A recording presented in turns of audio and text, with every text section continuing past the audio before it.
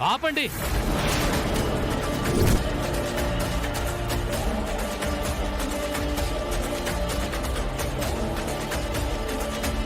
ఏం సాధించాడని చప్పట్లు కొడుతున్నారు?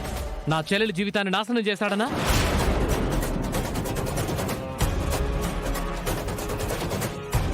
ఇంతమంది ప్రశ్నిస్తే నువ్వు సమాధానం చెప్పటం లేదంటే తప్పు చేశావని ఒప్పుకున్నట్టేగా. నువ్వే కాదు, నీ ఫ్యామిలీ అందరూ ప్లాన్ చేసి నా చెల్లెల్ని మోసం చేశారు.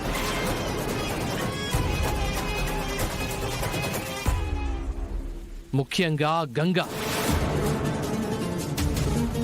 నా చెల్లెలి మీద పంతవుతో తనే ఇదంతా చేసింది. వదిలిపెట్టను.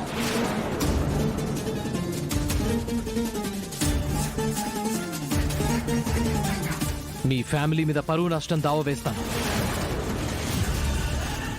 కాసేపట్లో పోలీసులు అందరూ వస్తారు. మీ అంతు చూస్తారు. Stop it. నువ్వేం వాగుతున్నావు? వింటున్నాం కదా అని చేతగాని వాళ్ళవనుకుంటున్నావా? నీకు మించిన పలుకుబడింది నాకు. తప్పో ఒప్పో మా రుద్ర వల్ల పొరపాటు జరిగింది.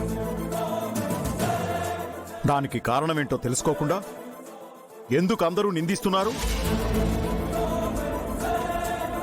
రుద్ర, నువ్విలా మౌనంగా ఉంటే ఇంకా నిన్ను నిందిస్తారు. నువ్వు కారణం లేకుండా ఏదీ చేయవని నాకు తెలుసు. అసలు జరిగిందేంటో అందరికీ చెప్పు. తప్పు చేసిన వాడు ఏం కారణం చెప్తాడు? నేను తప్పు చేయలేదు.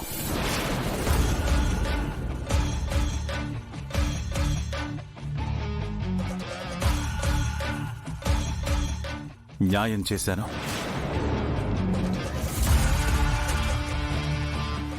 ఒక ఆడపిల్ల జీవితం నాశనం కాకుండా తన మెళ్ళో తాళి కట్టాను.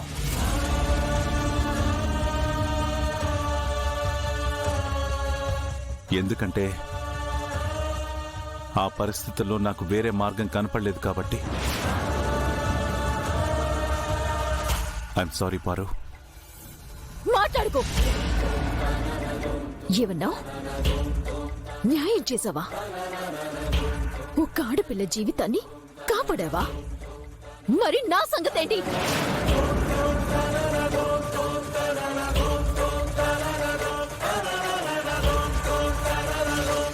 ఊరంతా శుభలేఖలు పంచి పెళ్లి పీటల వరకు తీసుకొచ్చి ఇప్పుడు తాళి కట్టకుండా వెళ్ళిపోయావు.